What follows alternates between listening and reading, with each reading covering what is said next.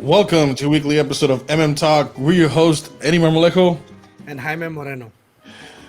Well, the United States has taken a step backwards about 30 years. We have gas lines again. We have a crisis in the Middle East again. And Biden has decided to finish building Trump's border wall. And before we get to all these topics, we always like to say thank you for tuning to a weekly episode of Talk. We appreciate your support. We appreciate you going on our platform. Please remember to like, leave us a review, share it with your friends. Let them know Talk's here so they can provide facts. So then you can have those intelligent discussions. Not like one I'm about to talk about in a couple minutes, but you'll see what I mean. So, apparently, Jaime, the Russians hacked the Colonial Pipeline, right? Which caused gas shortages from New Jersey all the way down to Florida. It's the Russians. The dang Russians. They red dawned us, man. They red dawned us. Look, we don't have proof that they intersected on the elections, but we do have proof that they shut down our gas pipelines across the coast. Oh man. But anyways, so I thought that was funny because I'm like, the hackers are called Dark Side. I think that's the name of this hacker group, right? They're called Dark Side. And what was funny as I was reading was they put out a statement saying that they were only in this for the money and not for the chaos. It's like this is some line of that's the reason hackers hack in the first place. Huh? I mean, that's one of the reasons they hack, right? Some hackers hack in to get money. That's what I thought the whole reason of hacking really was, to create chaos to make money. But yeah, what do I know? Has anyone been watching the latest 30,000 movies on hackers? Typing away to get money. Yeah, I just found that funny. But let's get to like Ocean's 12. right. The Italian Job. They just happen to hack shit just to get some money. Yeah. So one of the big things going on this week is the removal of lizchaney, right? And she was third in line, right, as far as the Republican hierarchy goes. Third in line. And for all you that don't know, Liz Cheney is the daughter of the Dark Lord himself. For all you those on the left, Dick Cheney. As that strong, established Republican, Dick Cheney. Who everybody wanted to be Darth Vader because he was I don't know what show he brought up a respirator, right? And they said he had to use it because he had breathing problems, and ever since then, they dubbed him Darth Vader. Anyways, yeah, his daughter got ousted today by Republican from Republican leadership due to her comments about Trump and also voting to impeach Trump. And this is one of the conversations I was having with Jaime prior to recording the show, because we were hearing that if you're not for America first and you're a Republican, you're out of the party. Okay, I get what Liz Cheney did, right? You voted against Trump. I was against that vote, right? I was against the vote. I believe that vote, those 10 Republicans should be booted off. But what bothers me, and maybe it's the way the message was delivered, was, what do you mean if you're not for America first, you're no longer going to have any place in the Republican Party? Like, what does that even mean? Mm-hmm. And my concern with Jaime is, like, are we beginning to idolize Trump? You know what I mean? As the personification of the Republican establishment. I get. It's one thing to say that he's the clear leader of the Republican Party, but the idealization of Trump is concerning to me. And it was also evident in CPAC where they said they had a golden statue of Trump. And I think for us conservatives who believe in religious values and always are uphold to our Christian beliefs, are always against that idolization. Am I wrong in any of this, Jaime? Am I or I don't know what does it mean to be America first, or this idolization of figures like Trump or stuff like that. And I know I'm going on of a tangent, but it's like the way this message was delivered is like, what are you talking about? I get why you ousted her, and I agree she should be removed given what she did. But is it that if you're not for Trump, you're out of the party, or is it something else? It's just it's. I mean, we have to realize that the Donald Trump effect mark in the Republican Party. Okay, he's really good at rallying the crowds. Really good at getting people to react and believe all these things. He's really good at it. He's really good at it.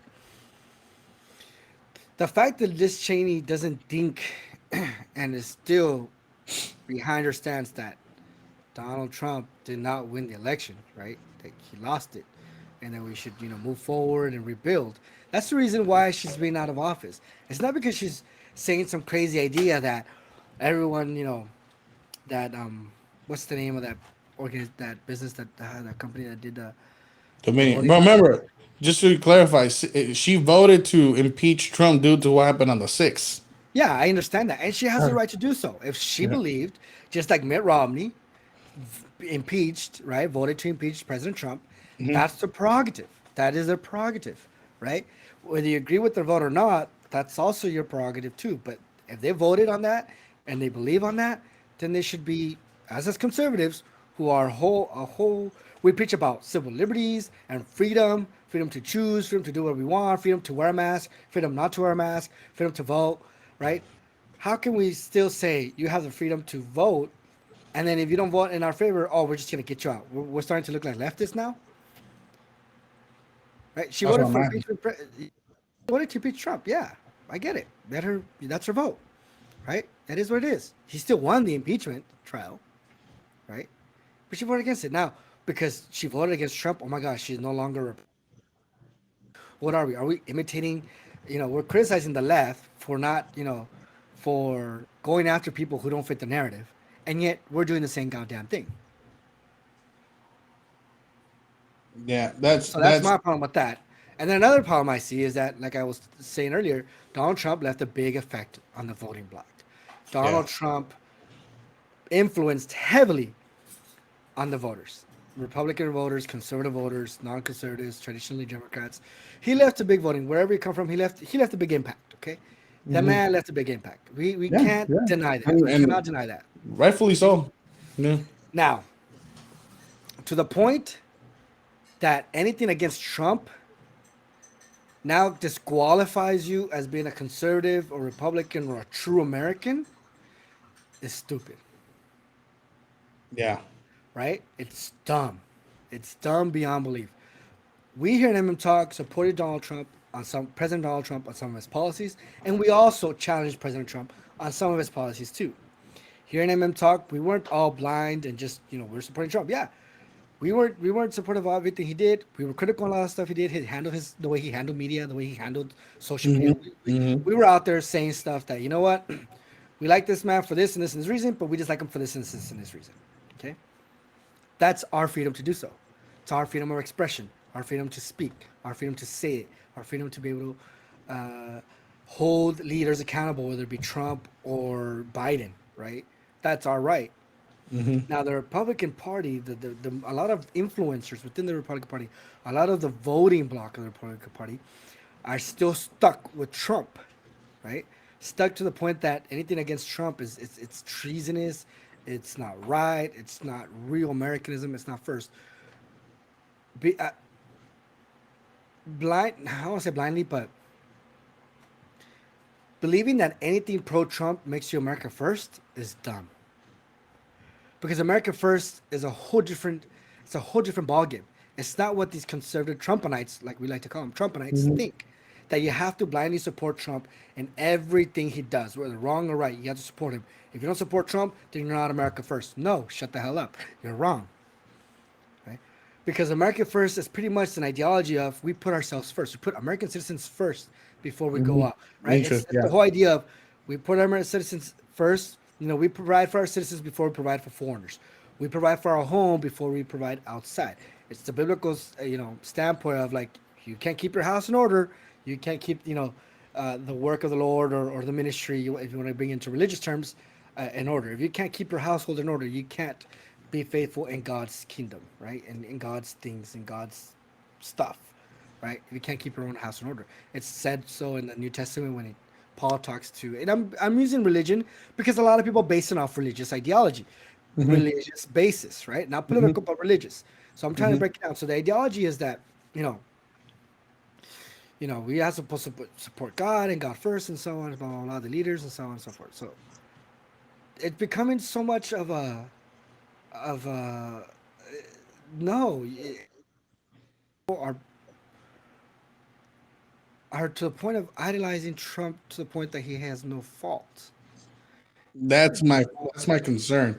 And That's my concern. And that is happening, Eddie. I think that's happening a lot, especially leading up to January 6th. Everyone quotes January 6th, right? oh yeah, well I Everyone know. quotes January 6th. We were against what happened in January 6th. We actually wrote a post saying, y'all need to go home. Y'all need to chill. Trump lost. Move on, right? It is what it is.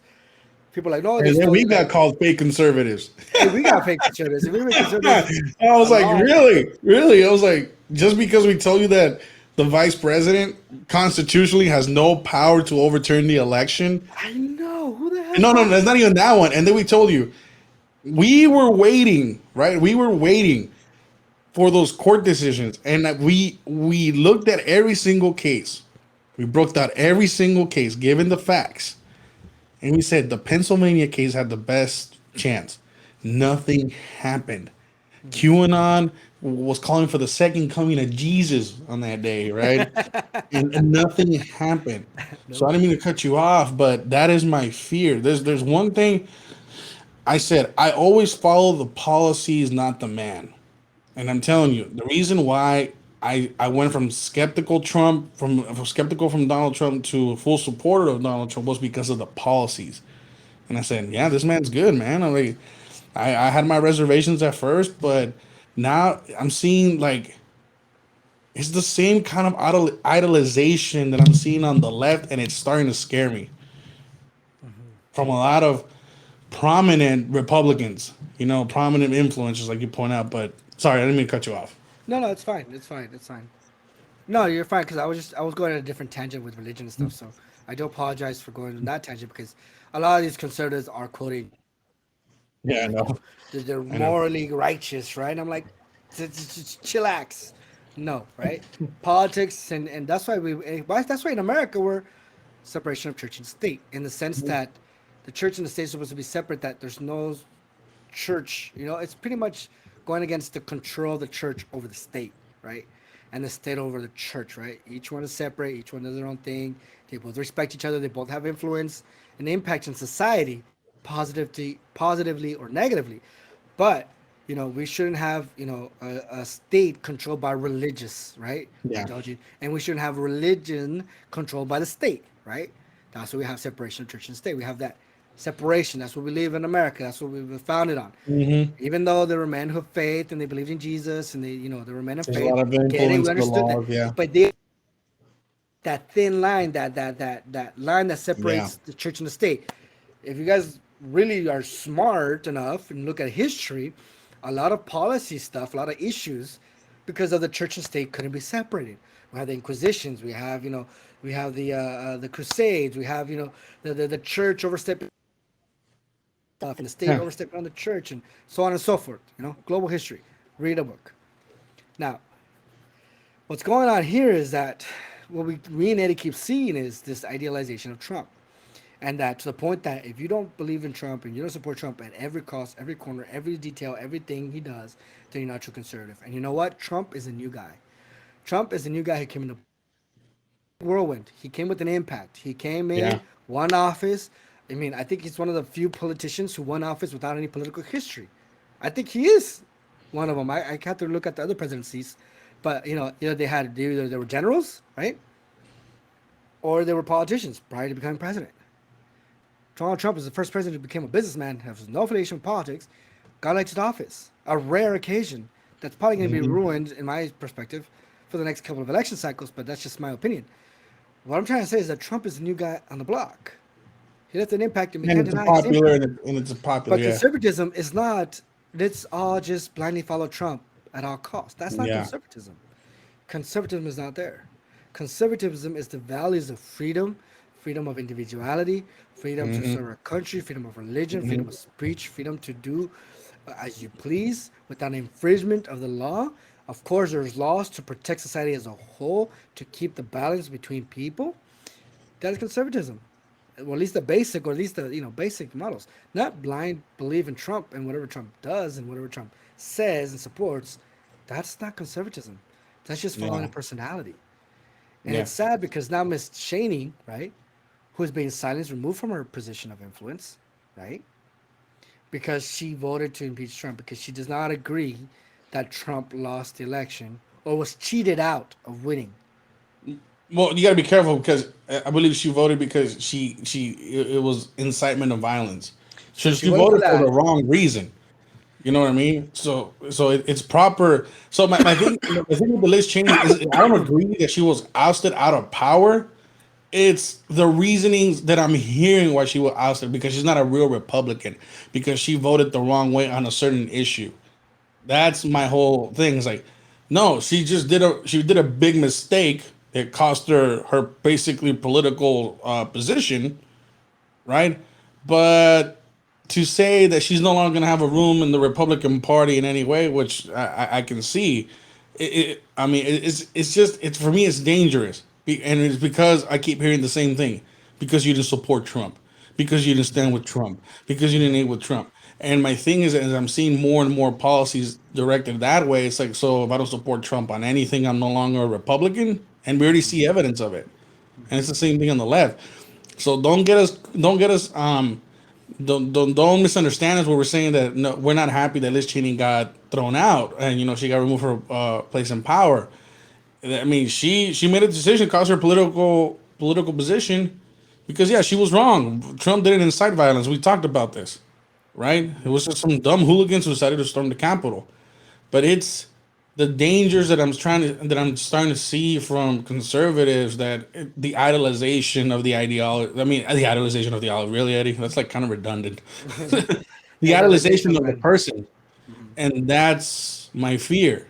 We can question our leaders. Conservatives have to question their leaders. So I'm questioning Liz Cheney's decision, but I'm also questioning this kind of narrative that if I'm understanding correctly, that America first means you're all in on Trump. So I want to make sure, and please, guys, in the comment section, if you guys can clarify, say no, you're not understanding that, then please put it in the comment section. But this is what we're starting to see a trend of.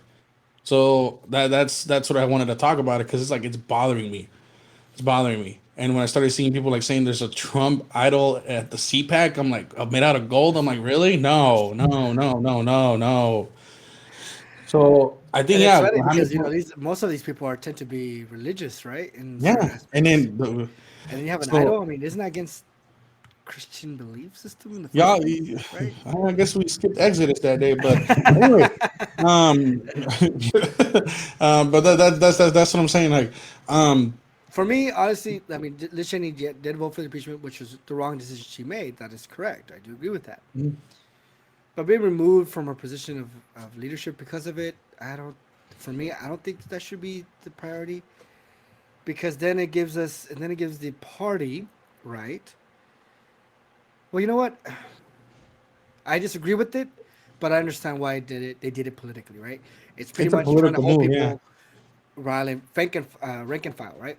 People have to be within the party belief. If you're not within the party belief, don't be part of the party. And I get it. I disagree with the decision to remove her from office because of her vote, but I understand the political reasons for it, right? yeah, Because if now you yeah. have people who are just defecting or just going on their own, then you really don't have a united front as a party. So I get it. I get it. Disagree with it, but I understand it. Now, saying that she's not a real Republican because she voted against Trump, that's just dumb.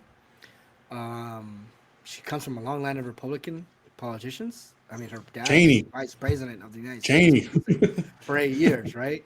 establishment, Cheney. I mean, I think that's the word, what more do you want, right? I mean, establishment, right? establishment. Anyways, But like I we said, go on and Liz Cheney, but and one thing about the establishment thing about, and I want to just finish off on that. We have an established party. Yeah, I get it. The traditional, the ones that have been here for a while, and then we have the new Trumpite, the new far, a little bit extreme in my opinion, Trump Republicans, which is the way they came with Trump, right? People who converted to conservatism, who just changed conservative ideology, who just became part of conservative ideology. You're still new, right? You're still understanding what it means to be conservative. You're still trying to understand what it is, the conservative values, right? Other than the basic God, guns, and country, that's not all of conservatism, right? So this new wave or this new group of conservatives that are very vocal, who are on social media platforms, who either came from Democrats, never were involved politically, or who were never vocal about it. Now they're becoming vocal about it. This new wave, right, who is criticizing the traditional or the establishment Republicans, y'all need to check on yourselves, honestly. Where is it that you're going? What is it that you're shaping for the future? What does it mean to be conservative? Because it seems that you guys change ideas, points often, Mm-hmm. too often to even consider, like, okay, so today we're going to believe this, and then tomorrow we're not going to believe this. Now we're going to use this standard and not this standard, right? So if you're new to this and you're new vocal, this new conservative or Trump conservatism or Trumpinism, like you like to call them, y'all need to check yourselves, honestly. What is your core belief system? What is that we're moving forward to? And how can we bridge the gap between the establishment and the new wave of republicanism, right? Republicans. Because it's every other turn, me and Eddie are noticing that. One day we're yay this, and then we're no this, and then we're yes this again, and then no this again. So what are we doing? Well, what's going on? You guys need to really think about, first of all, review what it is to be conservatives, right?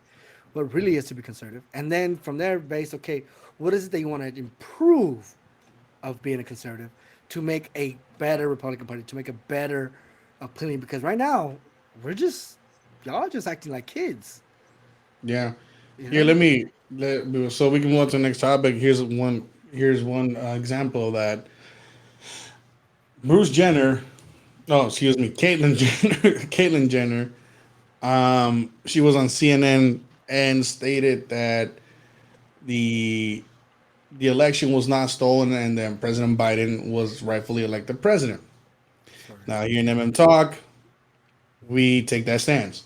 And before you start like, oh my God, unfollow, you have a track record already. Okay, we have, just because it's the unpopular opinion, we're not gonna deviate from. We said, give me the court case. We went over the court cases. We went over the legal analysis, and we said there's just no proof of at this point. And we kept stating at this point, which means what? Conservative followers, they were still open to the idea that there is. But at this point, there's no evidence of mass voter fraud or that the election was stolen. So Jenner. Caitlyn Jenner, at this point is correct, but she's being attacked by the conservative wings for her opinion. Yet these are the same people that when Sidney Powell's lawyers, right, stated that no reasonable person would believe on any of Sidney Powell's stories and conspiracy theories, were silent. Exactly. So, to end this once and for all, you need to follow the same standard. If we're talking about waiting for facts, and we waited 2 years for Russian collusion and all that, then you have to wait for the facts to ensure that the election was stolen, and then you could say the election was stolen. That's our point here in MM Talk. And a lot of you conservative influencers and conservative talking points and all that do not account for that. So, are we going to be unpopular for saying, heck yeah, we are, but at least we're going to say it to your straight face. We waited. Y'all want to be right from the get go, and you're gonna say like, "Yeah, we were right the whole time." Fine, you could say that if there's ever proof that there were mass voter fraud, but if there's not, you can't attack Bruce. I mean, Caitlyn Jenner for stating that and be silent on Sidney Powell. Okay, and then we're gonna move on because we're spending too much time on this. But anyway, let's move on. The big topic, of course, today, Israel. Okay. I don't even know where to start, man. Um, Well, so one I'll thing start with is the for background, sure. I guess. I'll start with the Israel background. is always guilty by the media, Is obviously. yeah, Israel's always guilty. Israel is always The the aggressor. warmonger. Netanyahu's a war criminal, right? Those are the talking points by the left. Okay, so I'll give you the quick background, then we'll go into the analysis. So, right at so there was supposed to be a march, right, to commemorate the establishment of Israel, and I guess this march was going to take a route near a historic mosque in Jerusalem.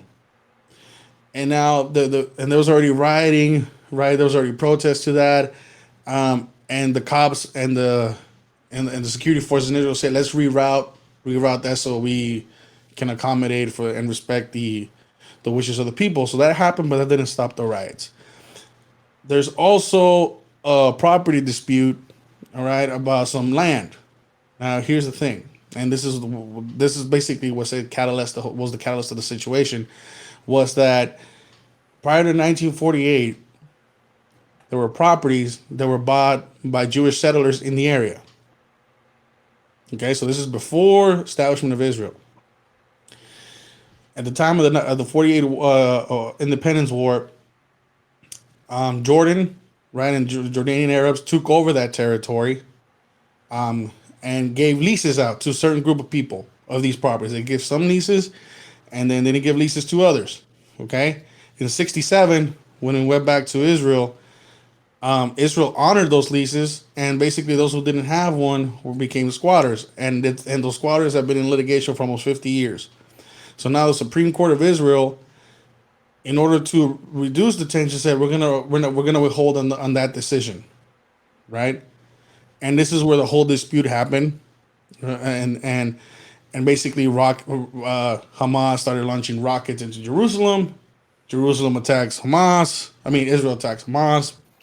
And of course, you had Rashida Tlaib and Ilhan Omar in their so effortlessly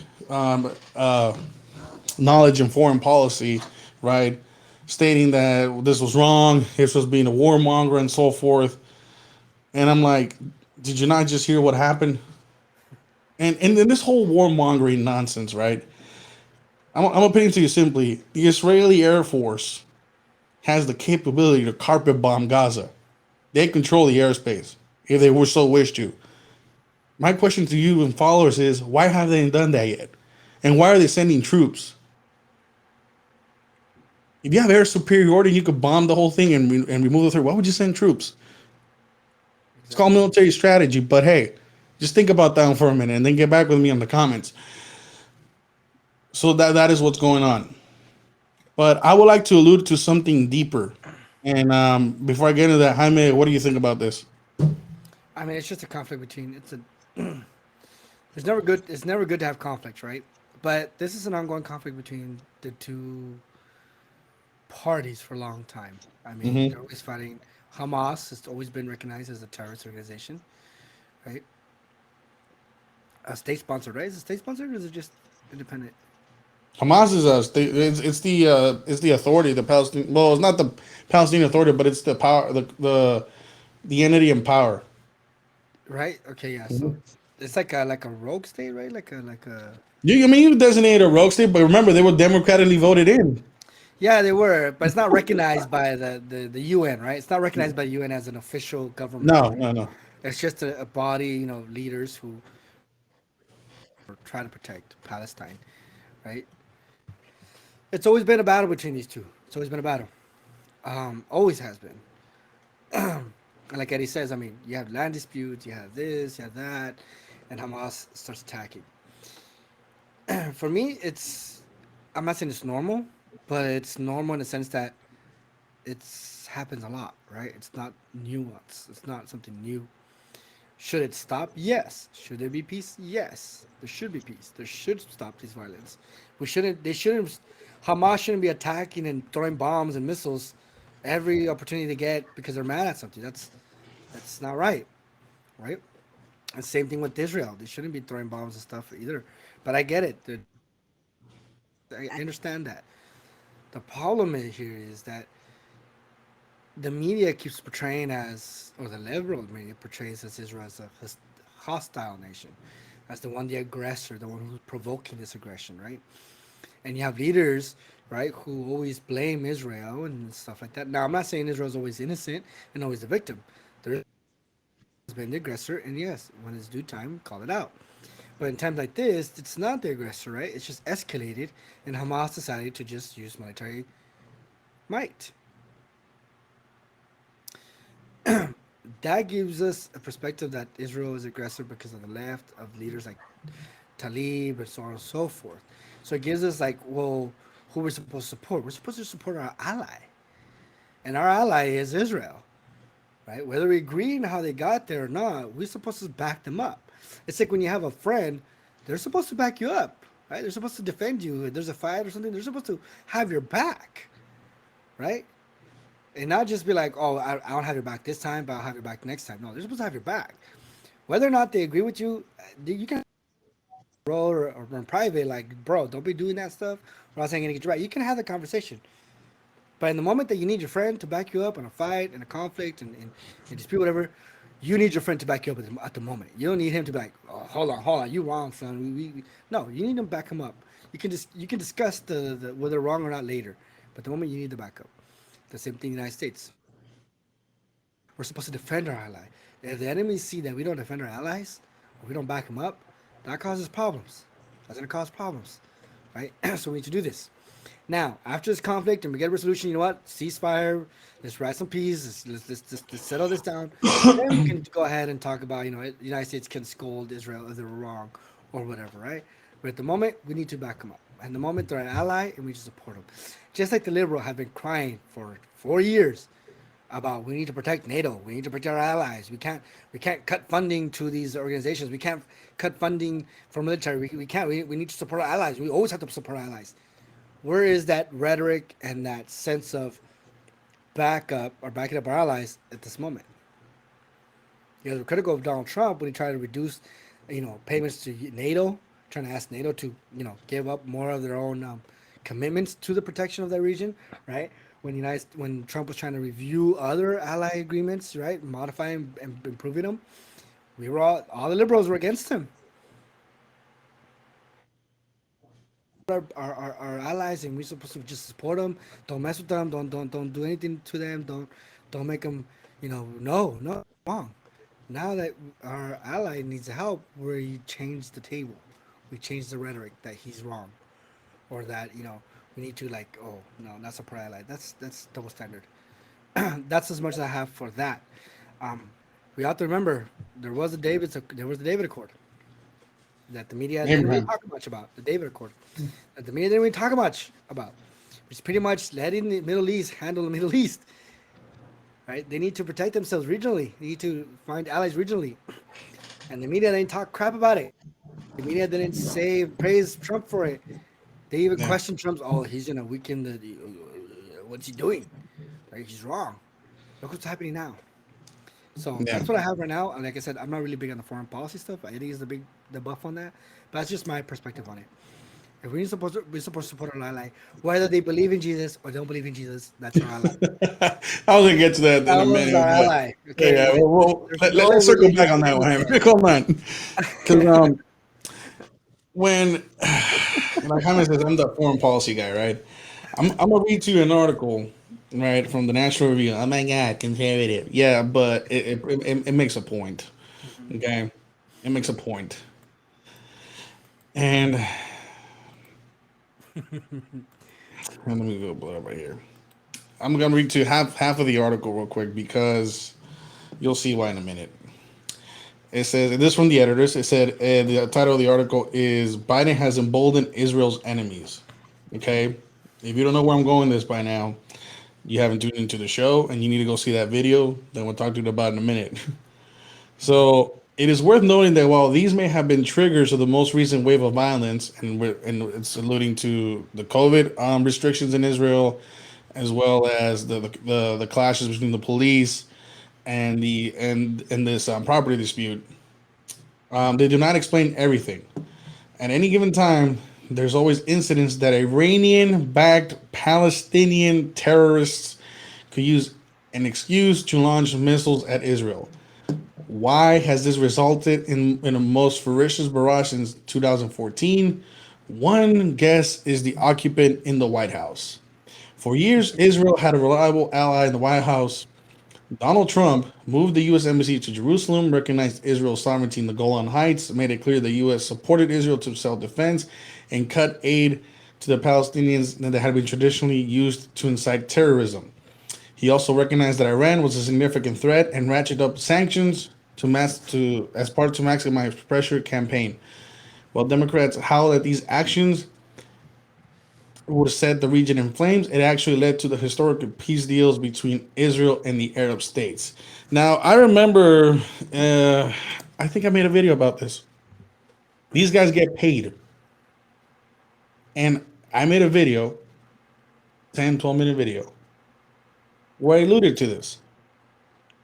In 2008, Donald Trump cut aid to the Palestinian people, and the main reason was because they said that they couldn't track the aid, and some of that aid went to Sorry, you terrorist said 2008? organizations. 2018, sorry, wrong administration. 2018, thank you.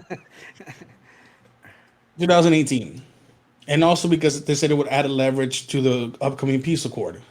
John Kerry, 2016, said there will never be peace between the Middle East and the Arab world without answering the Palestinian question. One, the Middle East did not burn down after the aid cut was cut. Two, the Middle East did not burn down after the first signing of the Abraham Accords. Two, the Abraham Accords, again, historic document, because as I alluded in that video, it was the first time regional security was possible without addressing the Palestinian question. Because the Middle East and these Arab states really understood that the threat was not really Israel, but Iran. And in that article, in one paragraph, and two actually, it states that what we're seeing now is that by now, President Biden returning those funds, our enemies once again are emboldened as they also cannot track the funds again. You have Iran playing a significant role. By the way, an Iranian a ship full of armaments was just caught off the coast of Yemen. Oh yeah, and it came from Iran. But let's cut armament shipments to Saudi Arabia to help with that fight. Biden was just being generous that way to assure the peace. My point is this: Talk has talked about this so many times. Okay. Rashida Tlaib and Ilhan Omar are so fixated on this Palestinian conflict that the answer is so simple. Have the Palestinians stop supporting terrorist organizations. Step one. Step two, recognize that the problem is really not Israel. And you can't say they have an apartheid system because 20% of the of Israel's population is Arab. There's Arabs in their government, right? Serving in government right now. So there's no apartheid system in Israel. I don't know where they got that from. But you got to understand that the bigger problem in the Middle East is Iran. And President Biden, in 100 days, has dismantled all that, has taken us back to the Obama doctrine, and now we have chaos in the Middle East. That is my issue with this administration. I said in that video, go look at it. I'm telling you. I said, President Biden, stick and expand on the Abraham Accords, because a lot of you America first, right? And this is me included because I have America first on this. We were tired of the wars in the Middle East. And I said, what do you need to have in a region for you to basically say we can leave out? Economic security and military security. Both were going to be guaranteed as more states will sign on to the Abraham Accords. And President Biden has done a 180, and you're starting to see the consequences in 100 days. We still got 3 years. 3 years and 7 months of Biden or less. But still, a lot of damage has been done in 100 days. And it's because Democrats are blind. Now I'm going to address some of these conservatives that I've been hearing throughout social media who do not understand foreign policy. I want to make it easier for you. And like Jaime alluded, just because Israel does not believe in Jesus Christ or Jehovah God Almighty, does not mean you cannot be an ally of Israel. Exactly. Okay? Politics and religion, like Jaime pointed out, are two separate things. Israel is an ally because it ensures Iran is kept at bay, or that terrorist organizations are kept at bay. They are an ally in the Middle East for political reasons. They have America has political interest in the region, allied, and those interests allied with Israel. That's how international politics work. We don't care who do you pray to. If it serves American interest, we will be allied with you. Mm-hmm. That's how it works. It is not because you're reading the New Testament and you want to provide some sort of scriptural analysis that doesn't even make sense to me. It's not that. It's not that. There's interests, and these people need to wake up to that. That's all I'm gonna leave it to because these people embarrass me, man. For me, these people are an embarrassment to conservatives who think that Sad. you can't be an ally of another country because you don't you don't support Jesus. So, Or so believe should in we back Jesus. out? Believe in Jesus. I believe in Jesus. So should we back out of Korea? Should we back out of Japan? I mean, India, honestly, Pakistan. honestly, yeah, okay. And y'all talking about China, but never mind. I can go on. The point is this: the Biden administration's foreign policy is mimicking Obama's, and it's becoming disastrous. It's becoming disastrous at the border. It's becoming disastrous in the Middle East. It's becoming disastrous in the economy. And now, talking about the economy, let's talk some Gavin Newsom.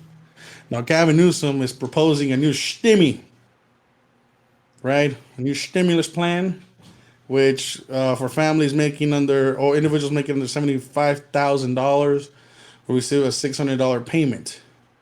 Hmm. What's interesting though about this is that the governor just recently announced that by June 15, the mask mandate will be lifted, as California is now meeting the expectations of the tiers, and will remove the tier system. By June 15. That is also happens to be the deadline where this vote's supposed to be take place for this bill. I mean, not a conspiracy theorist, but are you trying to buy my vote? Mm-hmm. I mean, what do you think I'm on that stimmy? Well, that's an interesting stimmy check that we're gonna get from the state. Oh, Because 71. By the the way, we have a $71 billion last, surplus, which I still don't know where he's getting that yeah, I was from. gonna go to that. First of all, we were in a deficit. We were losing money. We were kind of broke as a state. Now all of a sudden we have enough money to give money away. That's what's confusing me right now with the state of California. But then again, it's a super duper blue state, and the media isn't gonna investigate, and they're not gonna question where the money's coming from. They're not gonna try to figure out how did we go from broke state facing shortage, facing crisis, not being able to pay our bills, our pensions because of COVID, to now with the vaccine, we have enough money and a surplus to give away people, to give citizens in California money. So we were broke during a pandemic where a lot of the economy is closed, a lot of stuff was shut down, a lot of people are not working. We were pretty much paying millions and millions of people unemployment benefits for a long time, right? For almost a year. And yet we have a surplus. So that's my suspicious behavior, right? But then again, 1.7 million signatures were passed to call a recall. So this is also could be a strategy by the governor to try to deviate from the recall and try to say, Mhm. look at how good I'm doing. Look at I'm helping you guys out. I'm helping Hey, more who's doing the funds. cleanup? So wait a minute. Wait a minute. Wait a minute. Wait a minute. Whoa, whoa, whoa. Us California voters are smarter than that. Smarter than that. But we'll see. For me, it's just he's gaslighting. He's smoke screening the Hmm. recall. His failures as a governor. Say now we're gonna give stymie checks in California. He's gonna ignore the fact that we went broke or that we were broke for a long time. Now we got a surplus. He's gonna ignore the fact that a large percentage of America of Californians want him out of office, but he's gonna try to give money to schools and help, the poor failing schools. Now he's gonna uplift the mandate, right, the mask mandate, because we can go back to normal after he's the state that pretty much kept us in locked down for a year and kept us in lockdown for a year, right? So it's a political move, in my opinion. It's a distraction from his failures as governor. And if we bite into it, if we take a bite into it, like, oh yeah, he's helping us out, then you're part of that group of people who are easily fooled and manipulated, right? And that's just my perspective. I mean, we went from broke to surplus, from no recall to recall. So he's doing stuff. He's making promises. He's in a he's pretty much trying to save his job. He's like that employee who doesn't want to get fired, so they do above and beyond just not get fired, but they still end up getting fired. So that's what I see it as right now. So we'll see. Yeah, man. I was just like, when I hear we go from we were in a deficit, we're broke, homeless, and now we have a surplus. I mean, in LA, I don't know if you who said Spectrum One. Oh my God, look, we're building homes, and oh yeah, well, those are privately nonprofit organizations. Why is like you're trying to make it seem like it's the government trying to the state government? Mm-hmm. Anyways, so many issues going on in California, and I'm like, really?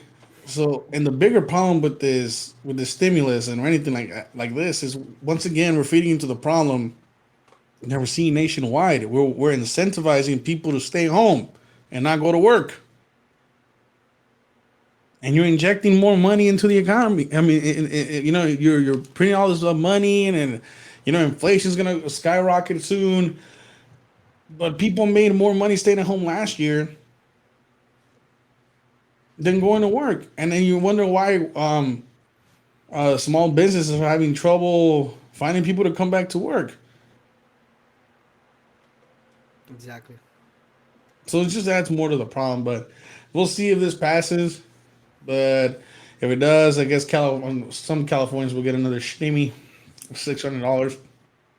Oh, and by the way, it's only if you didn't get the first one, because the first one I think you had to make less than 30,000. Now they elevated the cap to 75,000. So we'll see Yeah, what well, happens. so it is. And let's also remember, guys, this is money that comes from tax dollars. So eventually someone's going to have to pay that money back. And who is that? The taxpayers. That's why I call it a pay advancement. It's like a payday loan. Cash Whatever. advance. Cash. There you go. Cash advance. Yeah. So, with that being said, thank you for tuning in to Talk. We always invite you guys to leave your comments below, like, share our program, follow us on Instagram, Facebook, Twitter, and always share your friends. And with that being said, I'm Eddie Marmolejo. I'm Jaime Moreno. This is Talk, and remember, We're tired of it too. part of it too.